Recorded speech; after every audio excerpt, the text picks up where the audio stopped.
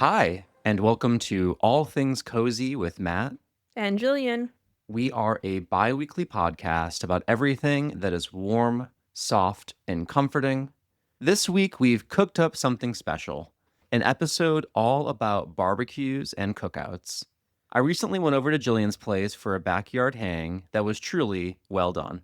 Sure, as anxious chefs, we had a few mistakes with things like a searer that was too eager to do its job, but in the end, we did all the sizzling research necessary to report back how to create a cozy cookout, or at least what to avoid doing to have a cozy cookout. Before we ignite our burning questions, let's start with a little tea time appetizer. Jillian, what's filling your cup this week? Well, I'm fresh off of a trip with my mom to Savannah. I think I've talked about it before how I do a yearly trip with my mom. And so Savannah has been on our list for a long time. And we're only there for 3 days because my mom mixed up the dates. And we didn't have a hotel for some of those days. So it was abbreviated. But I think that was for the best because we really had to push everything together and make the most out of every moment. And so we did that. And one of those spots that I went to was Savannah's Candy Kitchen. It's on the riverfront. And as you know, Matt, I'm not a sweet fiend. I'm a salt fiend. But something about the glow of the candy shop, because after dinner, we had dinner at the Boar's Head Grill and Tavern. I had some very good fried shrimp. And so after some fried shrimp in the hot, humid air, one says, let's go to a candy shop. It really brought back memories of when I was little because I said to my mom, can we please go in? As if I need permission to go into a candy shop. And we went in and there's huge buckets of candy everywhere. They had an ice cream shop in the front. And it's just so many classic candies that brought back a lot of good memories. And once again, I reverted back to my child self and I said, can I please have some candy? Do you mind? What did you get? I don't know what came over me, Matt. I'm still actually sickened weeks out. I don't know what was coming over me, and of course, I'm not pregnant or anything. My cravings, I had to have the most disgusting gummies you could ever think of. All types of gummies. I got dinosaur gummies, worm gummies, like every insect, animal gummy you could think of, I got. And I typically like the hardened gummies that have a little bit of chew and pull to them, but these Mhm. were the soft, Tacky gooey kind? Yeah, that kinda stick to your yeah. teeth? I wasn't too much of a fan, but I ate it every single night. I filled up those bags. I had to have these candies. They also had a big bucket of Starburst, pink and red. I'm not too crazy about the red, I actually like the yellow. Like, "Oh, this is riveting stuff." This is what our listeners tune in for, is what flavor of Starburst are we liking the most? I mean, I'm interested in knowing that. So I filled up my bags, and of course, I got out my purse, the little fake out, because I knew my mom wanted to pay for it. I think it was like, actually, this is pretty insane for me. I think like 12 to 15 bucks or something like that, which actually means I got a lot of candy. In this economy, that actually sounds like a great deal. Yeah, I got tons of bags and I still have some, but it was a really sweet experience. And then we went on a trolley Ooh, pun ride. intended. Yes, pun intended. You're the pun master. The trolley ride was a lot of fun. It's very Savannah to ride through. And our driver was a very angry British man, which sounds bad, but I actually loved it. It was peak comedy because he would yell at everyone in the back of the bus. I don't know, I thought it was funny. I really like a strict conductor. He had a mission. He wanted to get through the history, the cute spots, and all of his movie factoids. And I'm like, it's not yelling, just like sternly advising folks not to talk, which, when people are on vacation, they do like to chit chat. Mhm. So my mom and I were just like exchanging glances and having a lot of fun with that. And then the last thing I'll say is I love a hotel takeout. We didn't get room service. I went on my own to get us takeout. And so I wandered the streets by myself as I was going to get the takeout. And the sun was setting and it was so beautiful. Have you been to Savannah? So picturesque. And then we watched 90 Day Fiance all night. And that was really fun. So it was a very restorative trip. No experience in a hotel is complete without watching cable TV. In particular, if you catch either HD TV or TLC, you're doing the right thing. Yeah. I love Savannah. I visited one time before and I went to the Flannery O'Connor Museum. But I think the dining that you're describing with that tavern and the sweet shop sound extra cozy. I want to be there. I wish I could like move through time and just join you for that experience. It sounds fantastic. And I would buy you even more candy. Oh, thank you, Matt. That's very sweet. No pun intended again. Well, I was also traveling recently. Just this past weekend, as of our recording, I was in Las Vegas for Magic Con 2026. And every time I tell people that, they say, "Wow, you really love magic? Are you a magician?" Or because it sounds like you're going to Magic Con in Las Vegas, which is a town that is a great place to see live magic. And it would make total sense for magicians to have a convention in Vegas. And they probably do, but that's not what I went to. I went to the convention for the trading card game, Magic the Gathering, MagicCon. It was a 3-day event covering the weekend. It was such a delightful experience. I had been once before in 2024, and that was wonderful. And after 1 year break, I was jonesing to go back, and I did. So I made it happen this year. They added so many things. This year they had a mini golf course that was themed to Magic the Gathering that was so cute and looked so fun, but I went alone and I couldn't work up the courage to ask a random person, "Can you play miniature golf with me?" So I just watched other people have fun, but I myself had a lot of fun playing Magic. There's this version of the game called Commander, which is a 4-player game. It's hard to find 3 other people to play this game with when you're the only person in your family that plays this game. I go to my local game store for more organized games, but even then, it's still kind of like when you want to get a group game going and you're at a game store and you're like, "Hello, would anyone like to play with me?" And like, it's, you know what I mean? It feels so weird and it's a little bit awkward. But at MagicCon, since it's thousands of people all there to do the same thing, they have matchmakers. So you walk up to these people, they're so nice, and you say, "I want to play a Magic the Gathering game of Commander. I need to find 3 other people." And they find you those people. And they do it instantly because there's a lot of people. So they're like, "Yeah, go sit over there." Or like, "Oh, you're all waiting, come over this way." I had a game going in under a minute every time I went over that area. And every person I interacted with and met was so kind and sweet. And also just interested in other people. We were all asking each other, not just about the game, but about what brought us there. And it was a great community experience. I had a wonderful time. So I hope to go again. I think people imagine like Comic-Con kind of things with this sort of nerd convention. And there was cosplayers and there was all that good stuff and merch more than you can believe, things you could buy. But because it's a game, you actually end up interacting a lot with people. It's not just passively consuming and walking around. It's meeting people, playing a game, and just having fun, whether or not you know each other. And that was a really cool experience. Yeah, you sent me some pics from the event, including a cat area. They had cute cats. Yes, they had more cats at MagicCon than we saw at CatCon, which I think says all you know about CatCon. Yeah. Yeah, so there was a Magic the Gathering poll at one point with a product they made. Which does our community like more, cats or dogs? And the cats won. And so at the convention, they had a whole cat area where you could go. They're all kittens. It was put up by a rescue. What I thought was really cool, and CatCon should also be taking notes, is that it was a soundproof area to protect the cat's hearing. So smart. You couldn't hear what was going on inside or outside. It was incredible, but also still had these like kind of really thick plastic things you could still see through to the cats from the outside. Or you could go in and actually interact with them in person. The other thing that I really loved, and I always love about going to MagicCon, are the artists.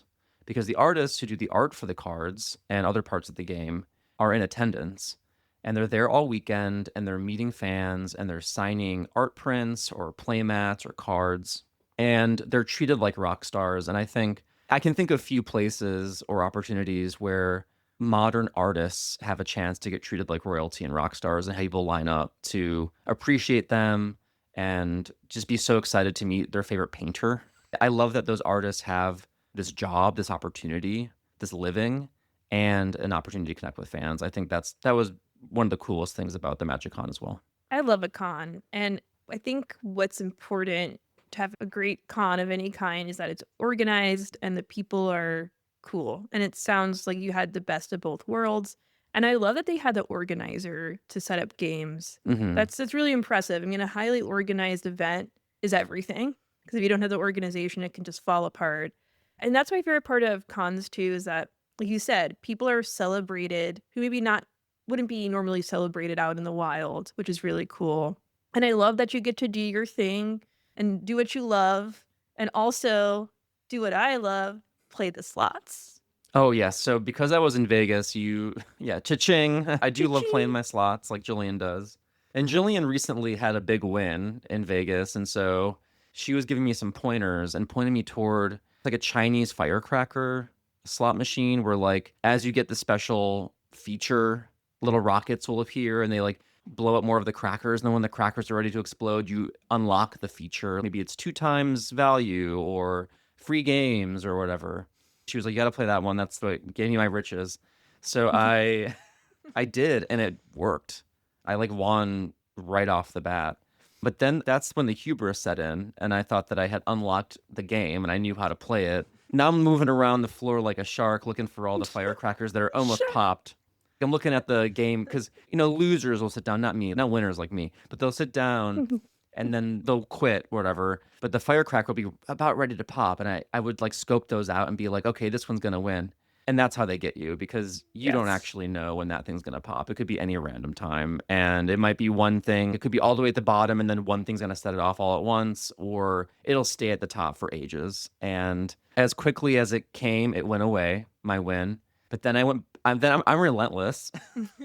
So I went back for more to a different game, which was this one involved piggy banks. And that one I got it all back again. So I stayed on top. On that point, I was like, you know what? This has been a roller coaster. I'm stopping now. And that's one thing that I pride myself on, which is I don't gamble with a lot of money and I stop pretty quickly. I don't go over the top with it. So it's just all for fun. I treat it like a video game, kind of. And that was maybe also like a kind of a flaw, which is that it's not even about the winning or losing, even as much as I want to see what the special feature does. I want to see, like, when I get the whole video screen unlocked and what do the bonus rolls look like? What are the animations? And I want to see it go.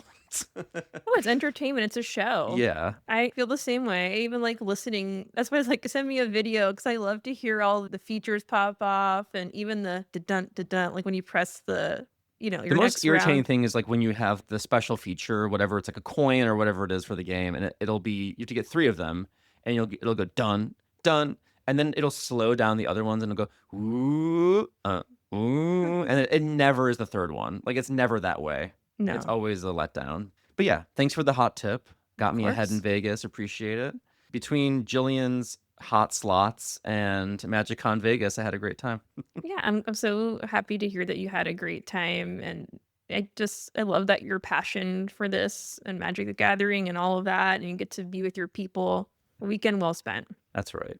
All right. We've been chewing the fat when it comes to what we've been up to recently, but I think it's time to let us begin, let us get it, with a little history on how Jillian and I even came to have the impulse to put food to fire outside. And that starts with how backyards became the new American living room.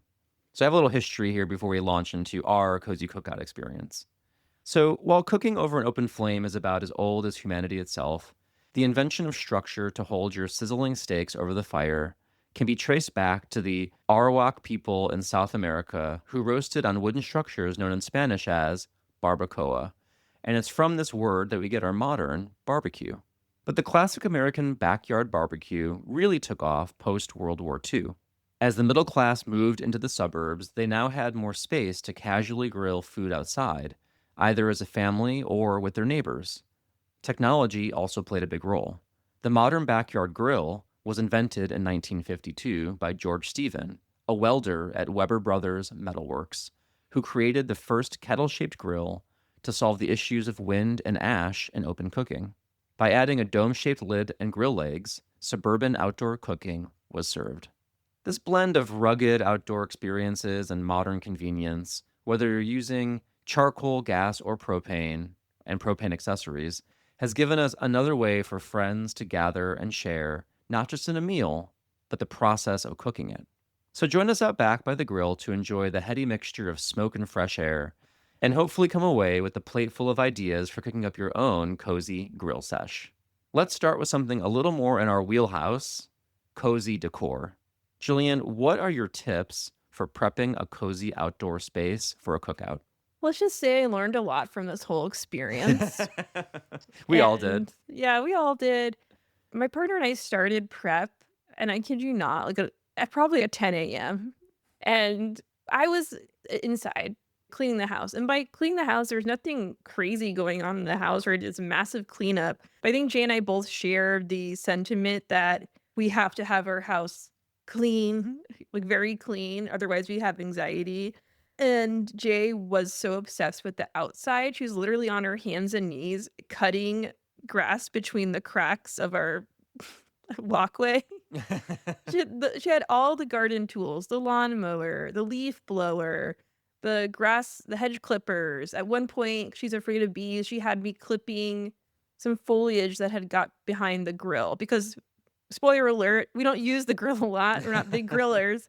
So all of this foliage had grown over it. So I had to cut it. So I was out there with my gardening sun hat cutting this and just trying to make the backyard look perfect, trying to get the canola, making sure there's no canola poop there. We're very good with that, but you never know where a little poop might be hiding. Leave it to Jillian to sneak the poop into a cookout Of conversation. course. Of course. I should have asked her all the things that she did that day, but she was out there working. And I also didn't realize that, and I know, Matt, you're going to talk about this aspect, but that she had set up this cocktail table that we had for when we had her family over for Cinco de Mayo. We had all these cocktail tables, like the thing with the sheet over it. It's one of those things that you buy on Amazon or something that's looks kind of fancy. And so she had put that out there, but we didn't have any other table space, which was problematic. But that aside, I really recommend don't worry what your outdoor space looks like. At the end of the day, it doesn't matter. Just make sure that you have all of your plates up there, all of your utensils and cookware, and frankly, all of your ingredients outside. Because that's one aspect I didn't think about. Because I was literally going up and down the stairs, up and down, trying to get all the plates. Didn't have enough plates, didn't have enough space. It got really intense very quickly because that grill waits for no one. No, especially the way that we misused it. But we'll get to the cooking part of it very soon. In terms of the decor, I agree that cocktail table that your partner set out did a lot of work. And it really feels like surfaces are the most important thing, both for the cooks and for the guests. So the wind might make it imbiability. I was thinking about this with the tablecloths, but I think the fact also that like the cocktail table was the type that has the tablecloth like taut on the bottom of it. It's completely covering it, which was great because there's no possibility for it to like blow in the wind or just kind of get messy or get on the food. So it kept things very secure. And I would say just as long as your tablecloths are secure, add those because they add a lot of class. I agree though. Otherwise, simply let the beauty of nature do the rest. No decor really needed. That's almost one of the things about outdoor cooking, which is that you don't have to even care so much about the inside of your house because people aren't spending that much time in it. You know what I mean? Like you're going outside, you're in the backyard, you're on the balcony. And so I think we spent maybe a little bit of time in your living room after it was all said and done, just as like a wind down. But for the most part, we really weren't indoors too much. So yeah, just enjoy it, like relax. And I would only add decorations that might be pertinent to the thing I'm celebrating if I'm also aligning it with a birthday or a holiday. But otherwise, yeah, let the outside do the work for you. Yeah, it really was a lesson learned. Looking back on it, I was like, what was I thinking? I feel like for the most part, I'm a good host. I don't think I was a bad host, but I do think that I could have just prepped more and thought more about the outside aspect or just the physical items that we actually needed instead of flitting around doing God knows what I was doing. I didn't even know what I was doing. So that's a reflection point for me. My partner also had a smart idea about opening up our big umbrella and putting it over the grill. So that alleviated some intense sun. Oh, that was a good move Yes, that too. was also very, very helpful. Good point. I'm glad you brought that up. Yeah, definitely important decor is shade. Umbrellas, anything that can create some shade for you because you do need relief from the sun, for sure. Yes. So let's move on to the food. So for our cookout, my husband and I brought most of the mains. Everyone in attendance was a vegetarian or pescatarian, so apologies to our audience. We have no meat preparation advice in this cookout episode. But all the same, what did you think of the experience of preparing the burgers and veggies, Julian? The actual cooking part of the experience?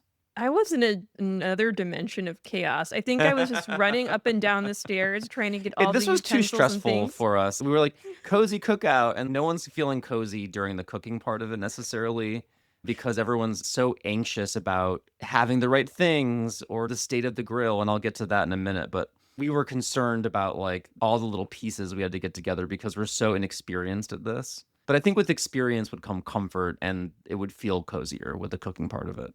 Yeah, I think with the summer coming up, we definitely need to try this again. And my partner was so inspired by this experience that she invited her friends over, husband, wife duo, and they're coming over in June.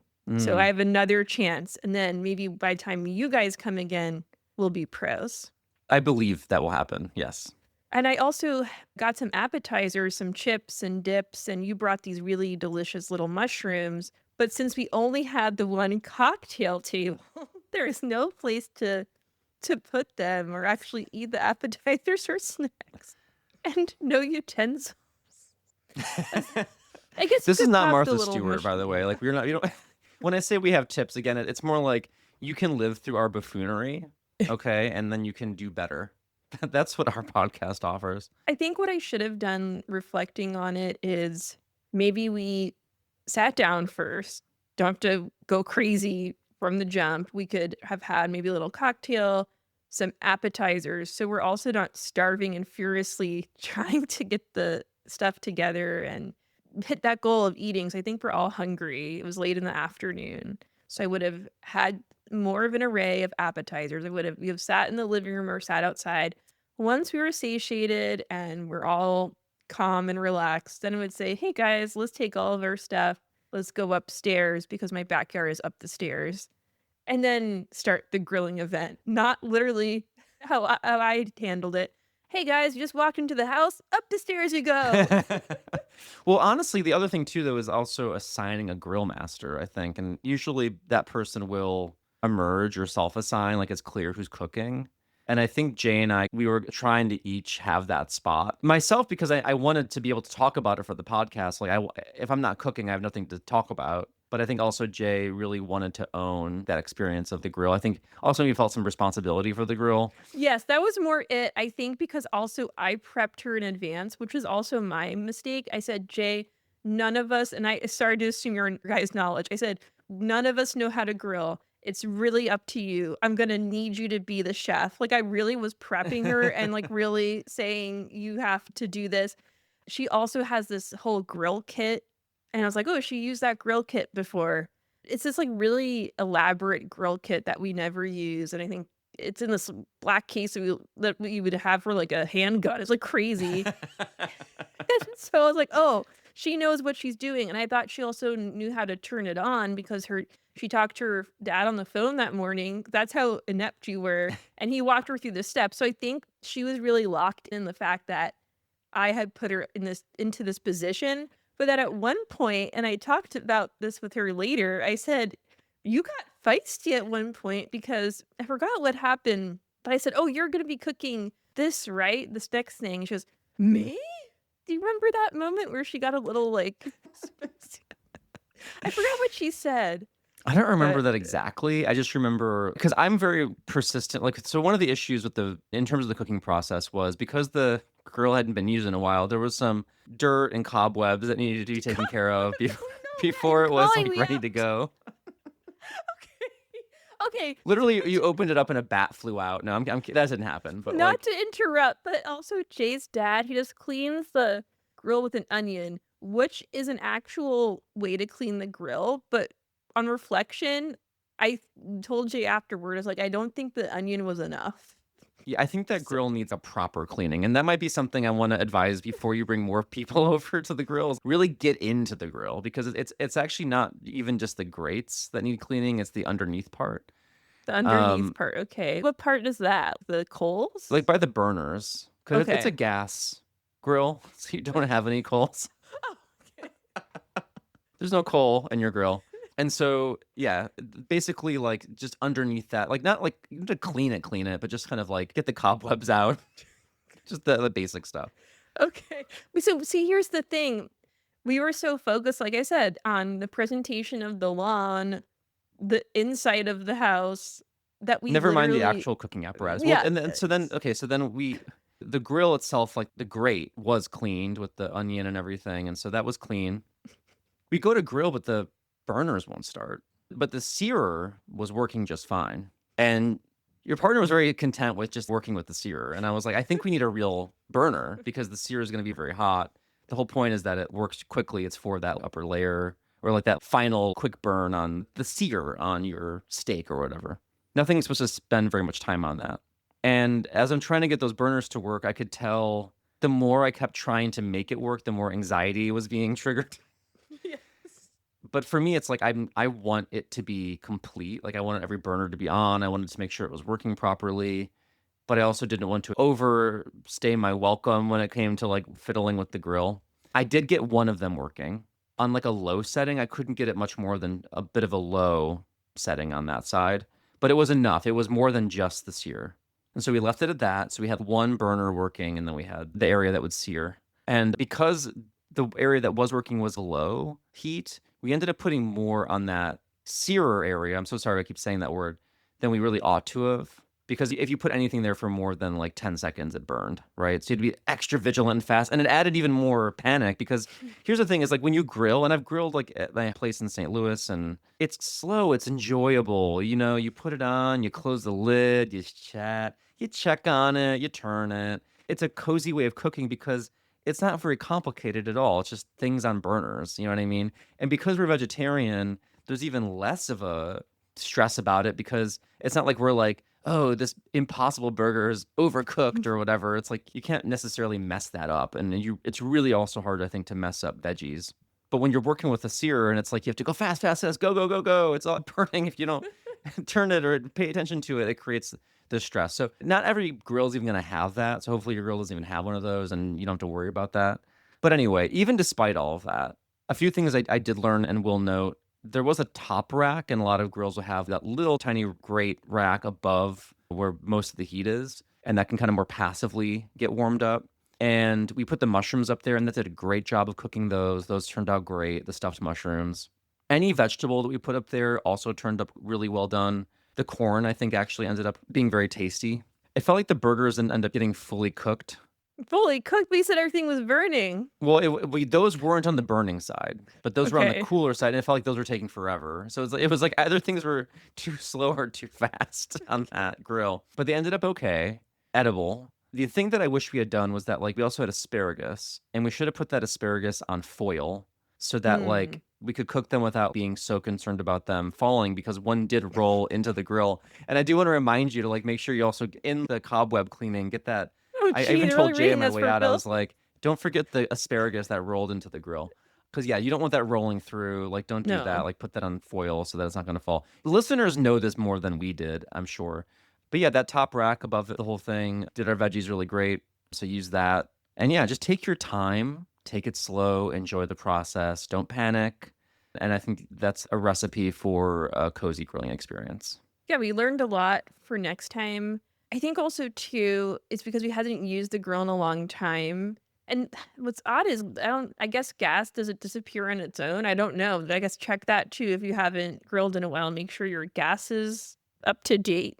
But also it's a more complicated grill too. It's this Viking grill. There are so many different things involved in it. So we really have to learn it. And I think just do it more and then we'll be better with it. Exactly. I think the practice makes perfect. Yes. Well, it's not a cookout with some truly excellent sides. And Gillian, you created something wonderful with your kale Caesar pasta salad. How did you go about making that delicious dish? And what other sides do you look forward to at a cozy cookout? I wish I had made more sides because our vegetables got so burnt Yeah.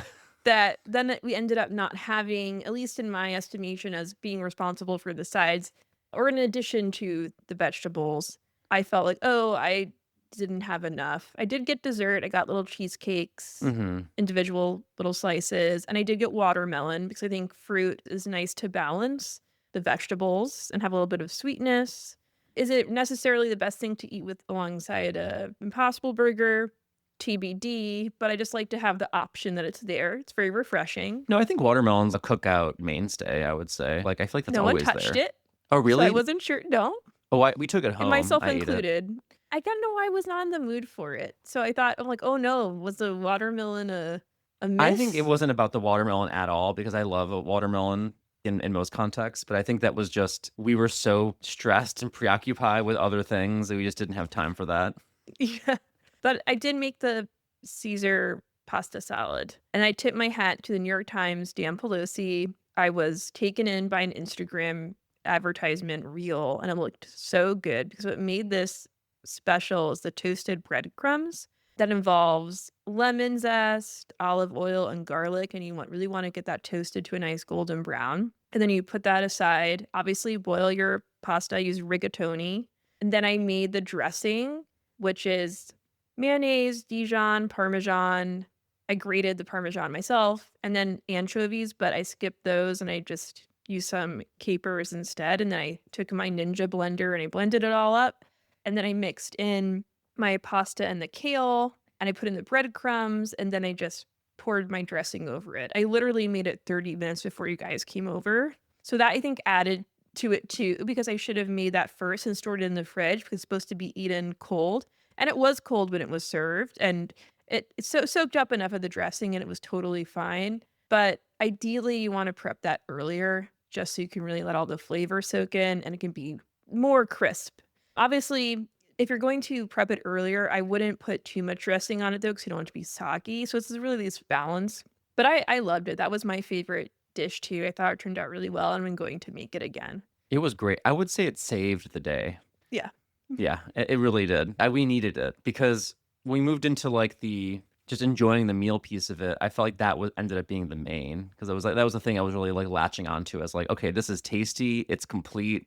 I love the big noodles with the Mhm. kale. It's such a great mixture of texture. Soft noodles and this crunchy kale. They're great complements to each other, and like the lemon zest made it pop. I thought this was truly excellent. I've seen this recipe pop up as like an advertisement on Reddit or something. And every time I see it, I'm like, ooh, that looks good. And so it was almost like seeing a celebrity when you had that prepared. I was like, oh my God, it's the thing from the Reddit ad. This is incredible. So I was so excited to see that and to eat it. And it was great. You did a wonderful job, Julian. That Thank was you. fantastic. Yeah, and it was super easy to make. So I like to save recipes that I see on Instagram Reels that are actually attainable, and I do bookmark them and return to them. And I thought about this one. It's like, oh, it's cold, refreshing, tasty, and I love anything with breadcrumbs, so it was awesome. I think I would have done a bean salad for a little bit more protein because we were lacking that with the burnt stuff. And I think beans aren't as heavy as pasta. I think that would have been doable. I could have had a little bit of cheese in there or something. I could have made a really good bean salad, I'm sure. So maybe next time. I also forgot the ketchup, I believe, which once again, I had all the fixings for this New York Times recipe pasta salad, but I didn't have ketchup. It's like the story of my life. And so when I had to break the news to Jay that we didn't have ketchup, I wish I could photograph her face. So I really felt like a failure the whole entire time. So I really once we get her friends, you are coming back for part 3, and it will be the best grilling experience of your life. I think in that case, like maybe also after Jay has more grilling experience and really gets to master that grill, what I would love to do at this point, especially because I don't have to talk about the content of it all, let's just give everything to Jay and then just go hang out. And then, because I only think you need one person at the grill. I think more than one person, it becomes chaotic. No one needs a backseat driver. It was also funny, like, I think what made it funnier in retrospect is that I wasn't thinking about your mission. I had assigned her on a mission, and you had your mission, and so it was this dueling missions that no one was aware of one another's Right, missions. yeah. No, we were just trying to coexist at the grill together. I think because there was also just, like, so much speed needed because of the sear, like, I actually ended up needing 2 people because we were like, "Go, go, go, stat, get that off, get that on." But, of course, like, prepping the meal is only half the story. After the cooking chaos, we moved to the balcony to eat and talk. How did the fact that we made the meal together and then ate outdoors change the mood of the meal for you? I think It really changed the pacing. Things felt relaxed. It felt rewarding, even though it wasn't necessarily our best work. To have a product and sit down and actually eat anything, edible or not, felt like an achievement, and that was nice. And I think cookouts, barbecues are really about celebrating a change in season. And so sitting outside in a beautiful patio with the sun as a glow in the sunlight was really nice, and I live in a dead-end street, so it's super quiet, and it was just nice to relax and wind down. Absolutely. I think eating outside just feels special, especially with a group of indoor kids like us. Even just like the novelty of eating outside together made it memorable. And the fresh air invigorated our conversation, I think. Even just like also the fact that we could see your neighbors doing various neighborly things like work in their garage or whatever, that kind of created its own like topics of conversation. Like there was more to see and discuss, even just in changing that context. And also the experience of the cooking part of it broke the ice, so we didn't have to do any of that initial chit chat when you sit down to eat. We just got into juicy topics. I agree with you. So while we might not be grill masters, there are many in media who we could learn a thing or two from. Jillian, who is your favorite cookout champ, fictional or real, in TV or movies?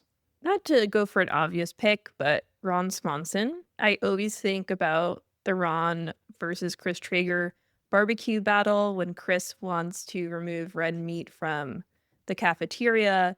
And so Ron says, let's have a cookout battle, and if I win, we get to keep the red meat in the cafeteria.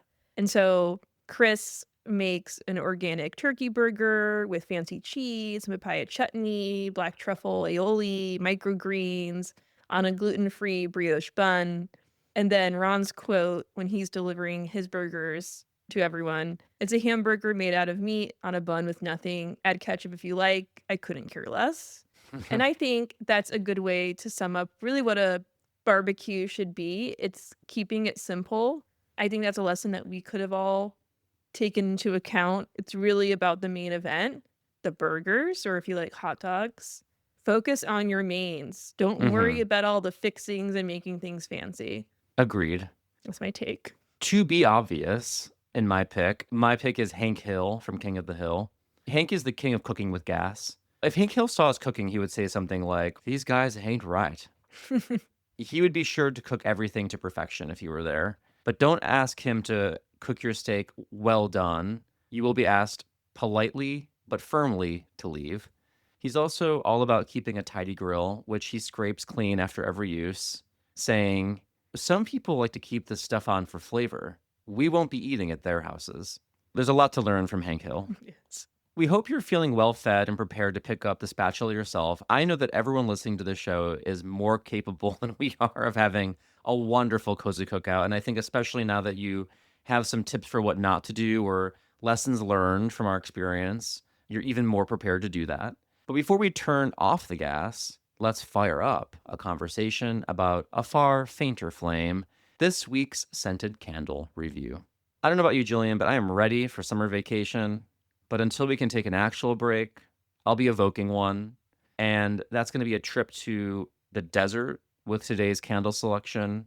I'm burning Strange Gent's Desert Motel Nights.